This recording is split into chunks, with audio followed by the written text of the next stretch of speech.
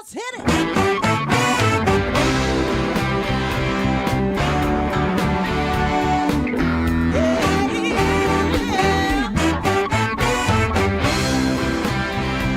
Well, hi everyone, and welcome to Alzheimer Speaks Radio. I'm your host, Lori La Bey, and I'm so excited that you're joining us today.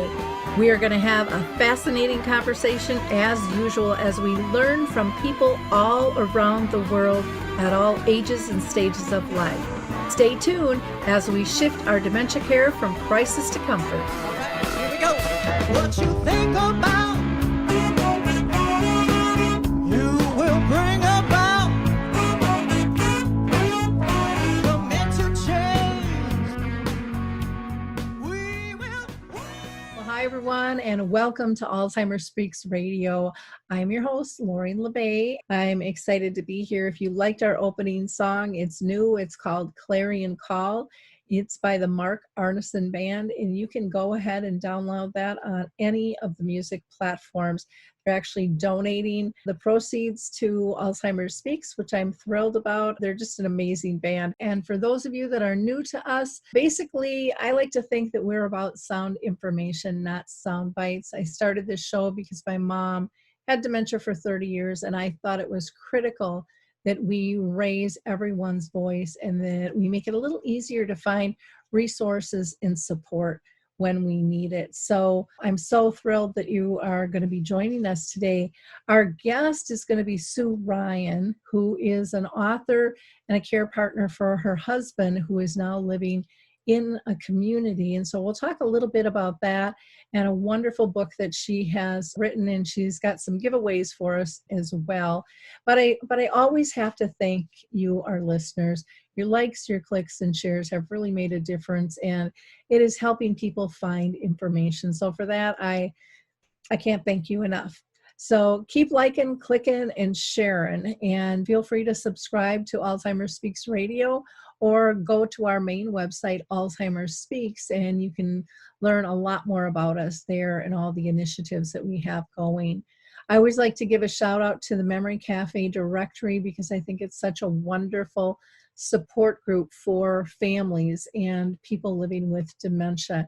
Now, needless to say, with COVID going crazy all over the world, memory cafes are not meeting, but many are online. So go to Memory Cafe directory and you can find out more about that. And then I want to also give a shout out to Live to Be Healthy. They are live streaming their fitness classes, and you can find out more by going to live and then the number 2 and then the letter B healthy.com, or you can email Kelly, Kelly, and then N for her last name at livetobehealthy.com. We are also doing a weekly open mic on COVID on Friday at 2 o'clock Eastern, 1 Central. That's 12 Mountain Time and 11 Pacific, and all are welcome to join that. So let me go ahead and introduce you to our guest today. Ryan is the founder of Our Journey of Love, which helps people take the best care of themselves and those they care for. Her journey includes roles of care support as a granddaughter, a daughter, a wife, a friend, and an advocate.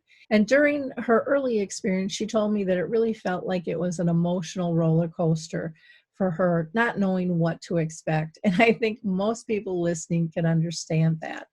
So, like most of us, she felt overwhelmed, exhausted, frustrated, confused, fearful, and very disappointed in herself. But she has come out the other side and is filled with knowledge. So, Sue, welcome to the program. How are you doing today? I'm great, Lori. How are you? I am thrilled to be here. I love doing these shows, and I just adore having conversation with you because you're always so upbeat and positive. And yet, you talk real life in terms of what you go through and how you experience it, but you just help people walk to the other side where there's a light at the end of the tunnel. And I think that that is a beautiful thing to do. So I want to ask you first, if you wouldn't mind explaining how you got involved with caring for someone with dementia. I will. More than 30 years ago, our next door neighbors, Bob and Mary, which are the names were changed, but our neighbors, Bob and Mary developed dementia. And we were all trying to help both of them. And this is before the internet. So we didn't have places to search. The yellow pages didn't have anything. Nobody talked about it, so there were no communities. The doctor only talked medicine. So we didn't know we didn't know anything about it. We didn't know what we were doing. We were constantly feeling frustrated. There were moments when we felt good, and then there were moments when things just crashed. And I say we felt like we were on an emotional roller coaster blindfolded. And so the first experience was just really hard on everybody. And we always felt like we were letting each other down. So that was my start. When you said 30 years ago, my mom has been gone for 5 years, but she was on the journey for 30. And I can so appreciate how you defined it all, because you were just out there on your own, and you don't know what you don't know till you don't know it and you need it. and then it's this scramble and panic, and how do I get what I need? How do I find it? What's it even called? There's just so many pieces in that packet. Nobody wanted to talk about it. We struggled finding anybody who could give us any help. Yeah. I agree. It was very limited, and what I found was it was mostly professionals that wanted to tell you how to live your life. They really weren't so much interested in learning from you on what life was really like. They had kind of these preconceived ideas, and it's changed significantly since that time, but it still has a long ways to go. But it's nice to see the progress that has been made.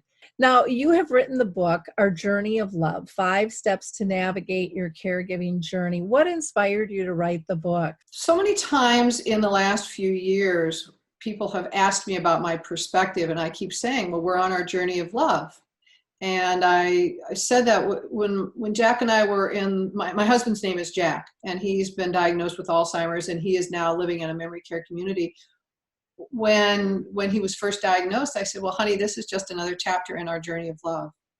And so my perspective on it from a loving place and from a positive place has been something I've developed over the years. And I was sharing it with more and more people, and finally just felt called to really try to share it with more people, because it really helps. My perspective keeps me open and balanced throughout our journey with all the experiences. Well, and I think that being open is so important, sometimes. And I know for myself in the beginning, I was very task oriented, and I was routine, and everything was going to get done in a timely fashion. And dementia had other plans, and it wasn't necessarily my mom. It was just the disease. And I found myself, and I can look back and laugh at it now, where I was like, no, we need to do this now. And if I would have just gone with the flow and been spontaneous, we would have gotten to what I felt needed to be done so much sooner, so much easier.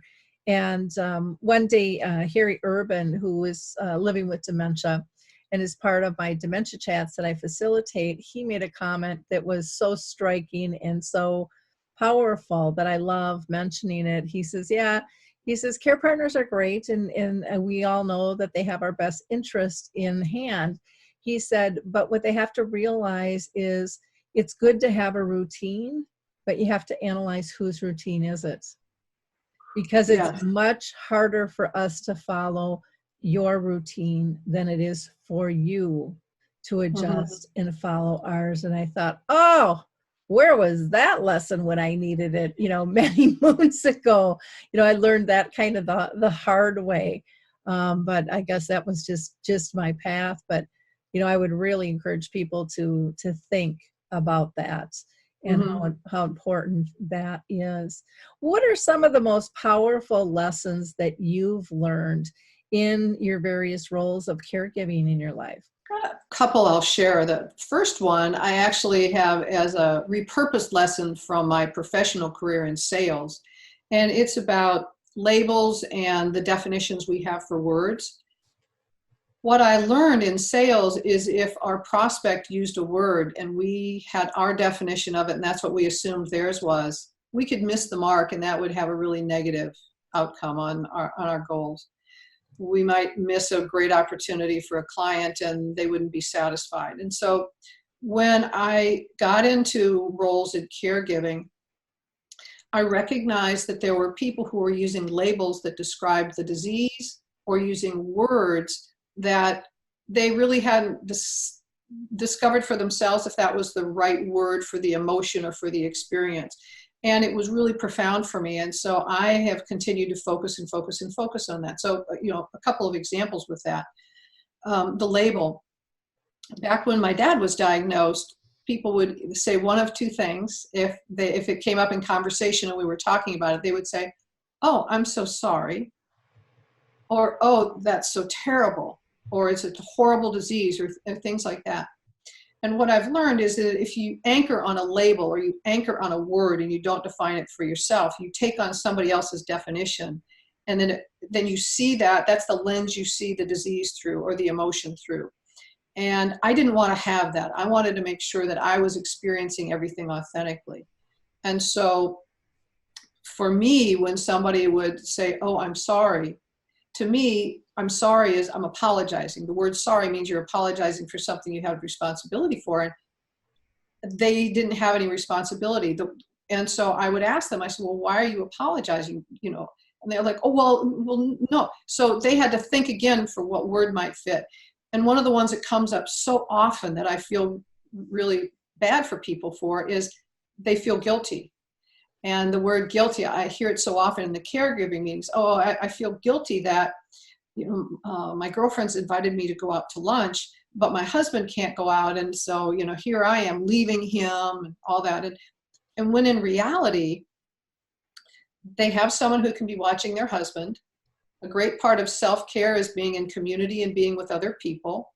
A way to reduce compassion fatigue is being able to practice self-care and to share a little time and to kind of fill your buckets. And so is there a different word or is there a different emotion you could tie to that? So having people become conscious of the word they're using or what they're associating with it, maybe you could feel sad that your husband can't go out to lunch. You could feel grateful that you have the opportunity to share time with friends. So I try to match the emotion and the word to the environment so it's really authentic. I had a really negative experience with a psychiatrist early on in my husband's diagnosis. And then she greeted us, and I even wrote the words down. I didn't want to forget them. She said, "That horrible, dreadful, debilitating disease." And that's the lens she looked through for defining the disease. And I didn't want that to be the relationship we have with it. And I've seen people who take that on as the way they define the disease. And so one of my biggest lessons was I'm going to make sure that I'm authentic in the emotions and the words and the labels that I'm using. And if other people are using them, I'm also going to ask them so I don't misunderstand what their intent is. Well, I love that. I'm big on words, and I've done it with probably more simpler and overt ones, but I think it's really, I like how you've broken down the guilt and "I'm sorry," because they are so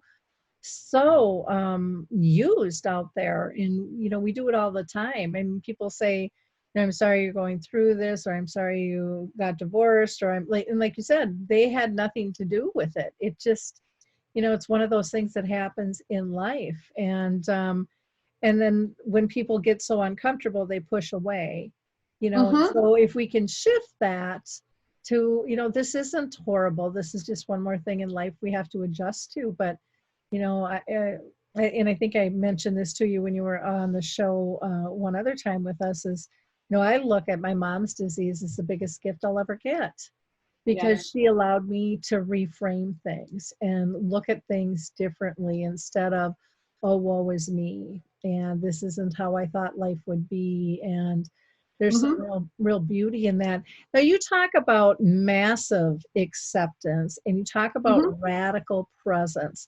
Mhm. Can you explain those to people? Yes. When I was in roles of caregiving earlier on, I would accept it, and there was the kind of the but.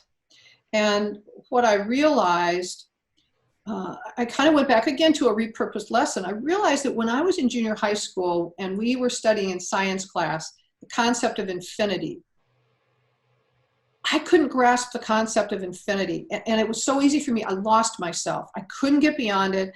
I was frustrated. My parents were like, well, it's infinity, and they were fine with it. Everybody else was fine with it. And I was just lost in it. And my science teacher finally said to me, there are some things in life we have to accept without the need to understand so we can move on. And when I have been in caregiving roles, I have realized that it's so easy to lose ourselves when there's a significant event, when something happens. It's really easy for me to lose myself. So if I don't practice intentionally massive acceptance, which I accept everything exactly as it is, I don't mourn the past. I don't try to project or look for things in the future. I don't look through the lens of the disease. I don't try to map something that may be coming up in the disease to what the behavior is. I accept it completely. That way, I'm allowed to stay radically present. And if I'm radically present, then I can observe exactly what's going on. And again, not through the filter of the disease or anything else, which allows me to see these moments of joy. For example, we had a musician came in and played wonderful, wonderful music. And there's a woman who's lost access to almost all of her mobility. And his music was so upbeat. I happened to glance over and I could see her move. Her foot was moving just infinitesimally, but she was moving her foot. And I thought, here is somebody who it's so important for her, and she's so engaged with this that she's able to make that tiny little movement. And I shared that with everybody, and we were all so thrilled that in the moment, this beautiful woman was able to experience that. And so if I'm radically present and I've accepted the disease, I'm not saying, oh, how horrible it is that she's lost access to mobility. I accept the fact that she's lost access to mobility, and yet she's present here and I can see what's going on. It also helps me in those challenging times. There have been situations where Jack's in a dementia moment, something's going on and we can't really, figure out what it is. But it allows me, if I'm radically present, to try to put myself, kind of what you were saying with your mom, it allows me to put myself in his perspective. How can I try to come at this from where he's coming at it? And how can I help serve him the best? How can I get creative? How can I be open? We talked about words. If I use the word guilty, that's a word that closes down. It doesn't keep us open. But if I'm radically present and I've accepted that this is what it is, I can be really open to the potential and the possibilities for what can occur.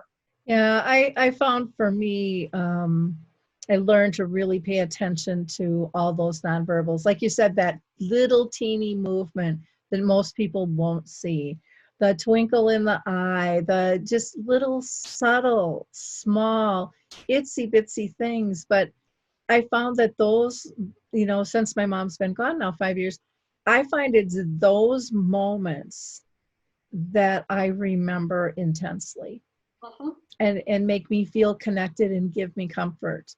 And I think a lot of this disease, and people might laugh at me for saying this, and I kind of think it with the COVID too, that they're here to teach us a lesson to be better people, to get back to I a sense of completely community. agree. I am so much better a person for the caregiving experiences I've had and I continue to have. So much better. I completely agree. Yeah, And they teach us every day and help us put things in perspective. yeah. Well, and when you're not trying to control it, I found for myself, I was just much calmer. I mean, I could roll with the punches or, figure out what was going on so much faster than when Hmm. I was fighting it all the time or saying, no, I don't want this. It shouldn't be this way. It's got to be different. I found different ways to connect. One of those I'll just share with you is everyone a lot of times is worried that they're not going to remember your name. And my mom used to, towards the end, she would call me her mother. And so I'd come into the nursing home, she'd be sitting with her friends, and she would always say, "And there's my mother. She takes such good care of me." And she was just so joyful and Mhm. so content. And I walked in one day with my older brother, and he was so upset. "What is she calling you grandma for? You don't look anything like grandma." He just went on, and she doesn't know my name either. And how can she not know me? And da da da da da. And I said, "Mark," I said, "you have to remember, first of all, mom and grandma didn't have a good relationship. Somehow through this disease process, that's been healed. What an honor I get to be part of that." Let go of the having to have the emotion of it being the way you want it, and just having you've got a very clear lens, and we can see the beauty of that. If you didn't have that acceptance and being open to that, you wouldn't have made that connection, and your brother didn't have capacity to make that kind of a connection. And I really feel so strongly that when we are able to be present in the experience and look at it from that way, we can see just those tiny little moments or those huge lessons for us that we can then repurpose in other areas of our lives. Yeah, it was, and I think too, when you realize when you can be that, radically present, as you say, you really get to appreciate their joy, their comfort, and it slows us down and says, "Wow, they're having a great day. That makes my day better." Yeah. I mean, it's just a really simple thing, but we so often don't take advantage of those breathing moments that can just, where you can be grateful, where you can be happy, where you can slow down. Those are really powerful, powerful moments. Now, in your book, you focus on finding positives in the experience, which we've been talking about, while still honoring the challenging times, because there's tons of those at every twist and turn. We never know when they're going to hit. Why is that so important to you? Getting back to where I was talking about defining words and making sure that I had a definition for it. When I looked at the word positive, positive is something that is open. We're open to possibilities and we're open to potential. And so for me to want, for myself and for those around us and the care receiver to all have our most positive experiences doesn't mean that we don't have challenging experiences. It just means that we can be authentic to whatever that experience is. And so, for example, one of the things that happened not long ago with my husband is he was losing the ability to figure out how to sit down on the toilet and how to put his pants down. And in the beginning, it could take 20 minutes for us to get that kind of a connection. And what we were trying to do is everything we could possibly do to give him comfort. And by being able to stay positive and look at this, not from what he couldn't do anymore, not getting frustrated with it, but keeping my mind open, one of the nurses and I came up with a really creative option to give him something to do because he was afraid to let go of his pants. We figured out because Mass everyday Catholic, very, very prim and proper, all moral, all the good things. He did not want to put his pants down in front of anyone else. And had we stayed closed and only focused on trying to get him to get his pants down so he could get on the toilet, we would not have been open. So when I say positive, it's that we can really be open to the potential and the possibilities, whether it's something like one of the other moments I was talking about, or whether it's something that we're dealing with that's more challenging to them at the time. Well, and that is so important too, because when we, a lot of people don't understand, when we get upset as care partners, they're going to mirror that and escalate that back to us. And so a lot of times we don't even know we're doing it. And then we blame them for getting upset. And it's like, they were calm when we walked in the room.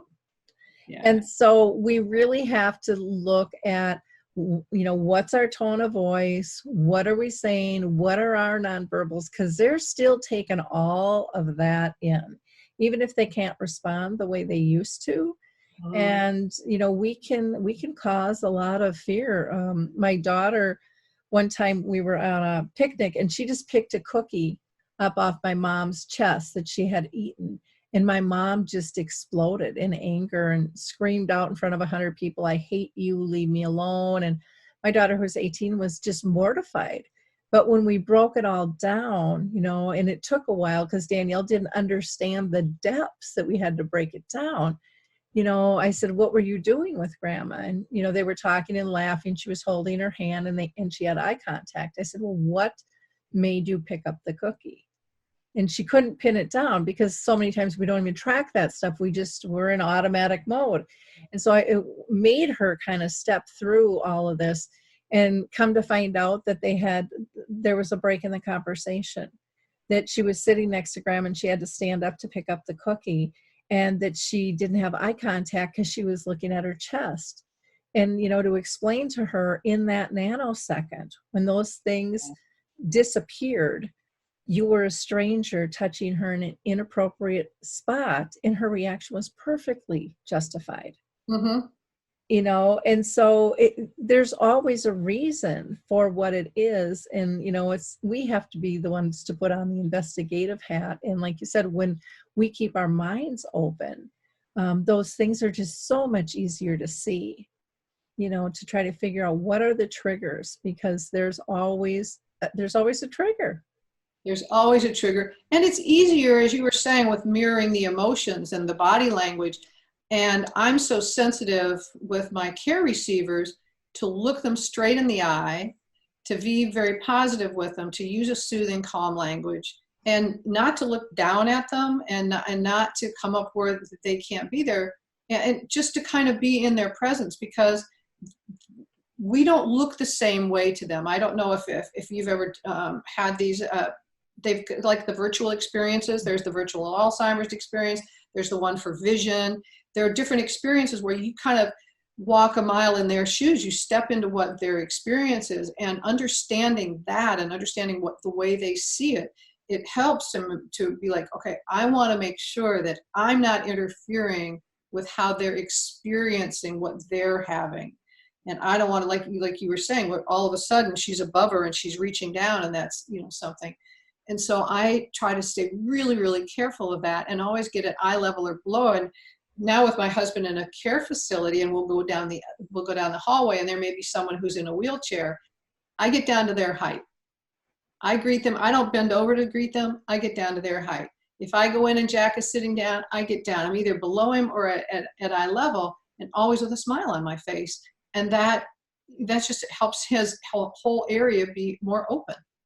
Yeah. Oh, exactly. Exactly. And I want to talk about your book, because you've done just such a great job. I love how it's laid out. I love all the acknowledgments and how people have supported you through this. And I mean, to me, it just told me so much about who you are, your essence. And I loved that. And then the book is broken down really nicely. Why don't you tell us about how you broke it down and why? And then I for sure want to talk about the elephants, because you have a lot of references to elephants in the book. Yes. Yes. When I talk about the 5 different kinds of steps to navigating the journey, as with anything, it's not that it's linear. It's not like you're, taking a model car and you're building it and you follow steps 1, 2, 3, 4, and 5. I kind of walk through the emotions and the awareness and the opportunity and go to hope. That when I first started in my first caregiving experience, I felt helpless and hopeless. I was confused. I didn't know, as I had mentioned. And then it was, what are some of the resources that allowed me to start having a more positive experience? What were the lessons that I repurposed from other areas in my life? What were the things that I learned from other people that just kept building me up and building me up and building me up to the point where then I could talk about what hope is. And I talk in their book about finding hope. And I've had conversations with people who say, well, there is no hope with Alzheimer's. And I'm able to separate that, and we can have a conversation about what hope is and how they can have hope and how they can look in their lives from a positive perspective. So it's more like navigating their emotions and their acceptance and then the potential that they have so that this can be a very positive experience for them. And it also walks them into having permission. A big part of what I do is I go in the book and I break down kind of the different responsibilities and areas of caregiving, and I do it in some other areas. But one of the things I learned in my life, we're not all wired the same. So we don't all act the same. We don't react the same. And when we have stressful situations, we need to be able to have permission to know who we authentically are, so we can have the best relationship with it. So I talk about that a little bit, where like, people who are like Dr. Jekyll and Mr. Hyde when they're under stress and when they're happy. And so I talk about a variety of different things in the book for people to step in to understand their own personal relationship, what their emotional relationship with it is, how to break things down so nothing's overwhelming. It's a big part of getting through there. And then to find hope and beauty in the experience itself. Well, and I think the hope and beauty is so critical because, again, I'll go back to the beginning of my journey. Everything was doom and gloom. I mean, nobody said anything about living well with this disease. And even though we have a lot more advocates out there and a lot more books even, out there on this, and videos, and, we're having the conversation, still the majority of the people feel hopeless when they get that diagnosis. And I think it's something that needs to change even at the doctor's office when the diagnosis is given, because it's just critical. There could be a great life with this disease, and they don't know how long it's going to last. They told me, my mom, maybe 7 years. She lived 30. And then you had people arguing that, well, she couldn't have it because you don't live that long. Well, there's so little we know about dementia. It's kind of like COVID-19. There's so little we know. We're tracking it. We're trying to figure it out, but everybody reacts a little bit different to it. Everybody's environment's a little bit different. And so learning to look for the positive, I think, is so critically important, because I'm a firm believer you find what you look for. And so some of it is just changing that mindset to the possibility of doing stuff different. And I think part of it is being brave enough to try. Even if it doesn't work, just be brave enough to try and feel good that you took that chance to try to improve it. And, and just because it didn't work one moment doesn't mean it's not going to work another moment. But, it's I think it gives you a sense of purpose too. For me, it was like, I don't want this disease and this journey to be for nothing. I want to help the next person. And I think there's a beauty and a gift in that. And I think it also helps empower others to step up and not be so afraid. And, everybody likes to volunteer or help the next person out. This is just another way we can do it, by just simply having a conversation and telling people honestly what's going on, what it's like, what's working, all these simple things that we're talking about today. Granted, they're not necessarily going to change overnight. A lot of it's mindset, just catching it in the beginning. And once you kind of flip that switch, I think for most people it happens pretty quickly once they're committed, once they believe that a word can make a difference, that they can educate somebody else on what they've learned. It just, this kind of information goes viral, and because people are in need of it. So I really appreciate you taking the time to be with us and to write the book. I know I still haven't written mine. I've got a couple of them in me, but I know it's a lot of work. The journey of love. Before we close, I do want to ask you, because there are a lot of people who have a loved one in a community. How are you and Jack dealing with that? Because I've got the massive acceptance and radical presence, and you had talked about purpose, because I've really connected with my purpose with the journey, which is to do everything that I can to support Jack being safe and happy, and then recognize that part of my responsibility as a caregiver is to make sure that his support team has everything they need to do their job so that he's the best resident. and I'm the best caregiver is that I am following their guidelines. I have several weeks ago, I was there on a Wednesday and they asked me to leave. They said, we've been asked to have everybody leave. And I said, okay. And so I send cards, I send notes. I'm staying very, very balanced, very accepting. We have a few video conferences. And one of the people who was talking with me the other day said, well, what happens if he doesn't remember you when you go back? And I said, I accept that the disease means that there will come a time when he will not recognize me anymore. And that is his head. That's the disease. That's not his heart. I know that he loves me. And so I accept that if part of what I am sacrificing in order for everybody to be healthy is him not remembering me anymore, that's a sacrifice I'm willing to make. It doesn't change how I feel about him. I'm not blaming anybody else. It's part of the disease. It's part of the progression, and it's part of what we're all going through. So I just enjoy the moments of seeing him and doing everything I can to support the team. But I don't have, I don't have anger or sadness or any emotions that aren't going to serve me about that.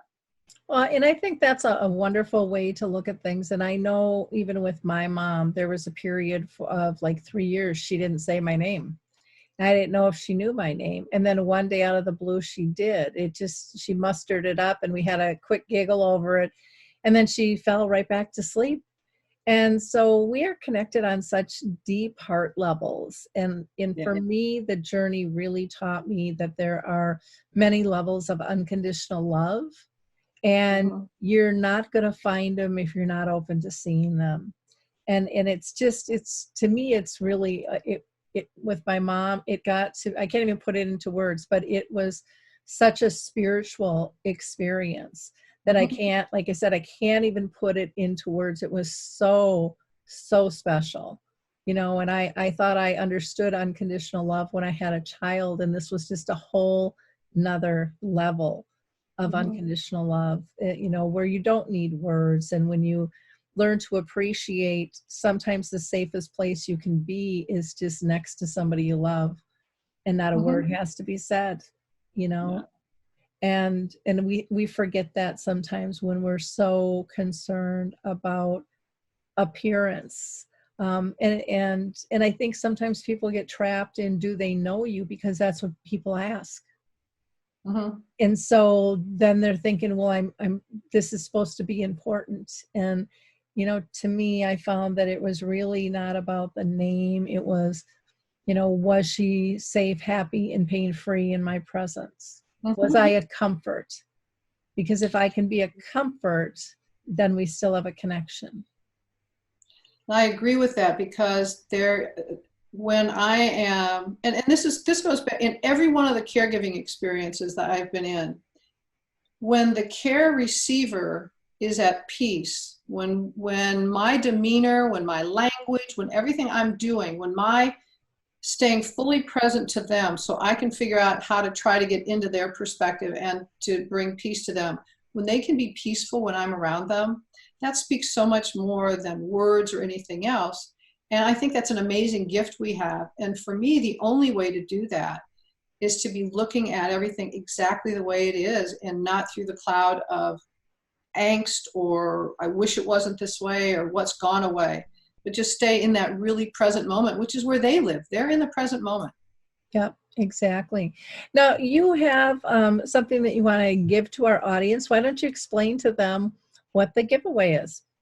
Yes, I have a giveaway for everyone, and it's 4 tips to positively navigate the elephants in the caregiving room. So it's 4 different tips, and these are things that I initially repurposed from other parts of my life, but I had used them all. And one of them is about the parable of the elephant and the blind men, the 6 blind men, and each one of them touches part of an elephant, so they each have a different truth. This is what the elephant is, and they believe it, and they believe they're right. And that it's how to navigate that to make sure that you're getting all of the different perspectives that you possibly can before just taking one view of something and deciding that's the way it is. And then The next one gets to how they trained elephants. And while I don't agree with the way they used to train it, and they do it much more humanely now, the way they used to train them was the little baby elephant would be tied with their leg to a stake, and they would pull and they couldn't get away. And finally, that became their reality, and they accepted it. So even when they were bigger and they were strong, they never went back to reevaluate if that still served them, if that was still their truth. And so I talk about having us look at our experiences by reevaluating if this is the truth we want to have, if we're using someone else's truth, or how we want to really define it so we've got the best relationship with them. And then the next one came from business, which is how do you eat an elephant one bite at a time? It's breaking down this whole caregiving thing, which in and of itself could feel very overwhelming, breaking it down smaller and smaller and smaller pieces until we can finally look at the pieces objectively and figure out who the best person is, how we emotionally feel about it, what we need to do, and really learn how to navigate that. So I've got a lot of things to help with that. And then finally, let's see what my other one. Oh, yes. The elephants in the room. The conversations and the relationships that I'm sure many people have had different kinds of issues with that. And it's how to look at the different relationships, all the different kinds of conversations we need to have, how to break those down too, and figure out how to navigate those and not push them away so that they just keep bouncing around in our head and getting bigger and bigger and we're avoiding them, but how to actually deal with them and feel better about them. So it's how to handle those four different areas of elephants. Wonderful. And this is really meaty stuff too. This isn't just a one page with all these, a couple of lines. This is actually 18 pages of really good, solid information. So I hope you will download that. We'll be putting the link there for you to be able to do that.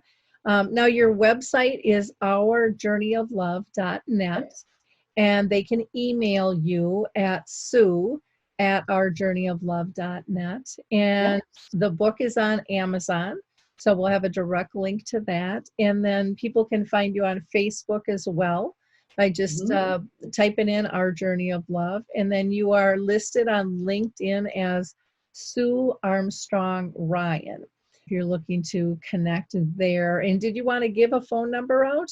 Sure. My number is 239-537-5828. Wonderful. Well, thank you so much for spending this time with us. Like I said, I just enjoy talking with you. I feel so in sync with your philosophy in caring, and I just think you're doing a beautiful job, and I would encourage people to go check out Sue's site. Thank you. Thank you, Lori. I appreciate that. Thank you for all you're doing for our community. Talk about paying it forward. You're paying it forward in spades over and over and over again. And so a lot of people are having a better caregiving journey because of you investing in so many of us. So thank you. Well, thank you.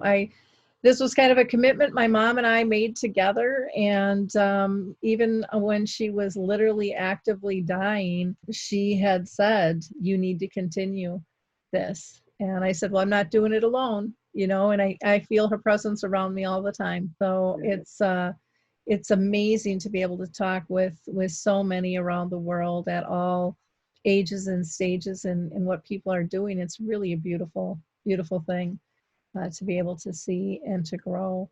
So again, thank you so much. In wrapping up, I just want to thank you all for watching and listening to the show, whichever way you took advantage of it. Again, please pass it along. And if you have any questions or comments, you can go to alzheimersspeaks.com. There's a big gold contact button. Feel free to reach out to me. Maybe you can be our next guest. And if you liked our opening song, Clarion Call, you can download that on any of your favorite music platforms. Again, Clarion Call by the Mark Arneson Band. Bye now.